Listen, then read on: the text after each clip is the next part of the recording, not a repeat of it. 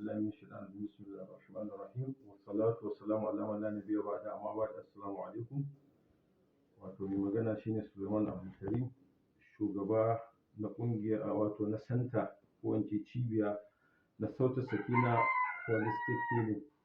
Cibiya ce wanda yake ta shahara wajen duba marasa lafiya da ba su magungunan da suka dace, musamman cututtukan da aka yi ta fama da su ba a gane me yake damun mutum ba. Wato a wannan bidiyo ɗin ina so in yi bayani akan cuta da ta zama ruwan dare, kuma wasu daga ji sun ce sun yi shekara da shekaru ba su warke ba. Wato abinda a wajena zan ce ciwon ciki, duk da yake za a karkasa shi kashi-kashi ne, amma galibi ana cewa ulcer ne. Wannan ba haka yake ba ne, akwai kuskure a cikin wannan wato fahimta ɗin. Don idan muka ce ciki, misali tun daga nan haka har nan, duk mu a Hausa muna ce mishi ciki ne.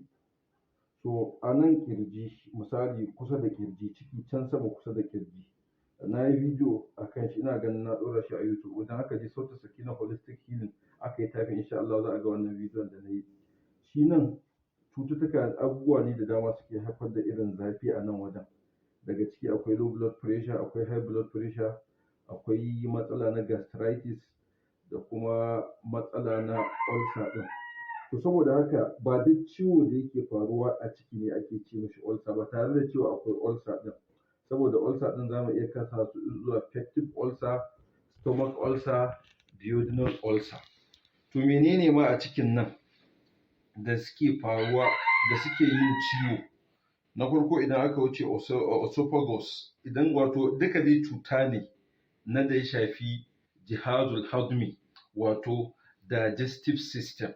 Idan mutum ya ci abinci ya sa shi aka tattauna, zai wuce ta nan maƙogwaro, biyo ta cikin esophagus, wato bututun da abinci yake zuwa sai ya zo ciki. Idan ya zo ciki, to a nan digestion yake taking place, bi ma'ana narkewan abinci. Daga narkewan abincin sai a tura su ƙananan hanji. To tsakanin ciki da ƙaramin hanji misali ana ce mai duodenum da turanci. To idan aka sa abincin, in abincin ya je cikin ƙananan hanji, sai a yi absorption da assimilation, wato abin da jikin mutum yake buƙata a nan za a ciccire su cikin abincin da aka narka, sai a tura ma hanta saboda a markaɗe shi a cikin jini. Sannan sauran kuma sai a tura ma babban hanji da ake ce ma large intestine da turanci kenan. Daga nan shi kuma sai ya tura ma rectum. Wato rectum shine wani kaman bututu da ake ajiye kashi. Idan lokacin da ya isa ya kamata a fitar da shi, sai aika saƙo ƙwaƙwalwa, shi kenan sai mutum ya je ya bayan gida. To saboda haka ba duk ciwon da yake faruwa a ciki shine ake ce ma ulcer ba. Idan ta nan sama-saman ne, to galibi ko dai cikin ne, akwai misali stomach ulcer, cikin wato ulcer ɗin gyambon cikin da yake kama ciki, da yake stomach kenan a turanci, ko kuma duodenum, mahaɗa na wato ciki da ƙananan hanji, small intestine, shi ma yana samun ciwo. Ko kuma ciwo na gastritis, ciwo ne shi ma na stomach, amma ba ulcer ba ne. Sannan idan aka je cikin wato ƙananan hanji ɗin misali, akwai ciwon da ake ce mai enteritis. Wato enteritis shine inflammation na ƙananan 'yan hanjin, wasu wato small intestine ɗin, al'am'a, addaƙiƙa, wato ƙananan hanji. In aka ce inflammation, wato iltihab kenan da larabci, ko dai waje ya ringa ja yana zafi ko kumburi. To akan samu wannan ciwon, mutane da yawa suna fama da shi, wai sai a ce ulcer, ba kuma ulcer ɗin ba ne. Shi yasa muke wannan bidiyo ɗin, saboda kai mai harkan jinya kai ma ka ƙaru, sannan kuma kai mare lafiyan ka gane menene yake damun ka. Idan ka daɗe kana shan magani da sunan wai ulcer, kuma baka warke, wallahi ba ulcer ba ce. A samu proper diagnosis, aka ce sanin cuta rabin magani. daga cikin abin da yake wahalar da harkar lafiya a Najeriya shine lack of professionalism, wato rashin mai da hankali a ƙware a samu jajircewa a cikin harkar. To saboda haka in dai nan tsakiyar nan ne to za mu iya cewa ƙananan hanji ne suke da damuwa. Idan kuma ta nan gefe ne amma ba can ƙurya ba, to za mu haka babban hanji ne. Akwai ciwon da ake ce mai sigmoiditis, yana kama manyan hanji. To shi ma kamar yadda aka saba dai sai a ce ulcer. Sannan kuma in cikin ne ya zo daga nan gefe, don mutane da yawa sai su je asibiti sai a ce wato gefe da ko gefe ɗaya ko gefe biyu duka ɗin. In aka je yana waiwayi ko yana ƙaiƙayi ko yana zafi musamman in ba a sha ruwa ba, to a ciki ne amma matsala ce ta ƙoda tunda a gefe ne. Sannan idan aka gangaro nan wajen mara, ƙasan mara, shi ma yana ciwo. To akwai ababe da dama da suke iya sabbaba shi, ko dai ƙila akwai matsala na wato misali hanta, ko matsala na wato wannan bladder, wato mafitsara kenan, jakan da take tara fitsari. To duk wannan matsala ne wanda yake duk kun ga a ciki yake faruwa, amma kuma galibi sai a ce ulcer. Na yi ta shan magani amma ban warke ba. To ƙarƙashin haka nan wannan bidiyon mun yi shi saboda mu ilmantar da mutane abin da yake faruwa. Don daga cikin dalilan da yasa ba a iya samun waraka mai ɗaurewa, to shine mas'ala na rashin gane me ke damun mara lafiya. Alhamdulillah, muna ma Allah godiya. Tsawon lokaci da maganin ma da muka fi badawa shine abin da ya shafi ciki, musamman ulcer ɗin. To alhamdulillah, yanzu ci gaban da muka samu, kasancewa muna bincike wato na zamani, kuma muna amfani da na'ura na zamani don gano cututtukan da suke damun mutane. To muka gane cewa akwai ulcer ɗin, galibi mutane akan samu da ulcer ɗin da sauran cututtukan da yake damun ciki. To yanzu menene mafita a gare ka? Ka daɗe shekara da shekaru kana fama da matsala wanda ake tsammanin ƙila ulcer ce. Kawai abin da ya kamata ka yi sai ka kira mu a namban wayan nan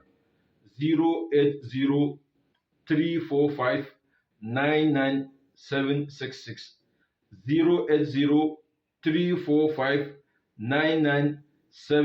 08034599766, domin neman ƙarin bayani a kira mu kai tsaye ko kuma ya mana chatting.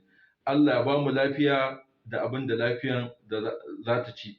Sannan saboda cikin mutum ya zauna lafiya, tunda mun ce jihazul hazmi ne yake da matsala, wato minjibiri na narkewan abinci, digestive system. To menene za ka yi ka zauna lafiya? Daga ciki kai avoiding ɗin cin abin da yake soyayye, wanda musamman da aka soya shi ya soyu sosai ɗin nan, bai da nagarta a cikin mutum, yana haifar da rauni da ciwo a cikin mutum. Sannan abin da ya shafi irin duk wani abu da yake cikin sachet, komi ba za mu baci suna ba, duk wani abu da yake cikin sachet ka kiyaye shi. Yawan maiƙo ka kiyaye shi, yawan abu mai maiƙo ka kiyaye shi. Sannan kuma yawan shan ruwan sanyi. Ai jikin mutum wato in aka taɓa cikin za a ji, ko dabba ne aka yanka ta za ka ji ɗumi ne, wato lokaci wajen yana buƙatan zafi ne ba sanyi ba. Kenan in kana narka masa ruwan sanyi kana kawo masa matsala ne, a kiyaye. Saboda jikinmu kamar yadda zuwa Chinese medicine akwai muna buƙatan yin and yang, zafi da sanyi. Kowanne in yi yawa jikin mutum illa yake haifarwa. Kuma Allah ya ce mana min kulli shay'in khalaqana zawjayn la'allakum tadhakkarun. A'udhu billahi minash shaitanir rajim. Wa min kulli shay'in khalaqana zawjayn la'allakum tadhakkarun. Komi da opposite din shi aka kini da kininsa aka wato halitta masa. Muna buƙatan zafi, muna buƙatan sanyi a jikinmu, wanda yayi yawa damuwa ne. To daga cikin abin da yake haifar da matsala, yake obstruction, yake kawo matsala ga ciki, shine ruwan sanyi. Sannan kuma daga cikin abin da mutum zai yi ya zauna lafiya, ya ringa cin balanced diet. Duk abin da zai ci ya zama na asali ne, wanda ba a processing din shi a kamfani ba, wanda kuma ba a canza yanayin shi ba, aka sa mishi chemical da sauransu haka. Idan mutum yana haka, insha Allah zai zauna lafiya. Sannan kuma a yawaita shan shayi na na'ana'a, shayi na cinnamon, shayi na wato jinja da tafarnuwa. Duk shayi ne wanda za su taimaka ma jikin, wato ya kasance ana samun nagarta, ana samun jin daɗi, sannan ana samun wato cikin yana aiki yanda ya kamata. Amma idan ya kasance ciki ana sa mai abin da bai buƙata, kuma wanda yake buƙata ba a sa mai, tabbas cuta za ta kama shi. To saboda haka sai a ƙoƙari a kiyaye, sannan a ringa shan ruwa sosai. Shan ruwa yana taimaka ma digestion. Ka ci abinci baka sha ruwa ba, akwai matsala. Wani sai, musamman lokacin da muke ciki na damuna wanda yake akwai damshi wato dampness, jikin bai buƙata, sai ya ji kamar bai buƙatar ruwa. Ai kana buƙata, ko da a cikin wannan yanayi ne ka sha, yana taimaka ma ƙoda, sannan kuma zai taimaka ma wajen narkewar abinci. Abin da na manta yin bayani, daga cikin abin da yake haifar da ciwo a cikin ciki akwai matsala na typhoid. Shi ma yana iya sa ciwon ciki, sannan kuma akwai matsala ma na ko gallbladder, yana kawo tenderness, wato wajen yayi ƙarfi, wato abdomen, lower abdomen, ciki ta ƙasa kenan, yana yin ƙarfi da sauran saka. Wato karatun da faɗi, amma yanzu kawai generally na ɗauki abin da ya shafi matsala na ciki ne bayani. In dai nan ne to gaskiya sai a hari ƙoda, idan nan ne kuma sai a tunanin ciki ko kuma mahaɗan ciki, idan tsakiya ne haka to ƙananan hanji ne, idan kuma misali ta nan gefe haka ne, gefe haka to za a iya tunanin manyan hanji. Allah ƙare mu da lafiya. Har ila yau dai ka a manta za a iya tuntuɓar mu a 08034599766, ko kuma a je shafinmu na Facebook, Sauti Sakina Holistic Healing ko SS Holistic Healing, ko kuma channel ɗinmu da yake YouTube, wato Sauti Sakina Holistic Healing, saboda a ƙara samun videos da bayanai da muka yi akan kiwon lafiya. Dan uwanku a musulunci, Suleiman Abdulkarim. Assalamu alaikum.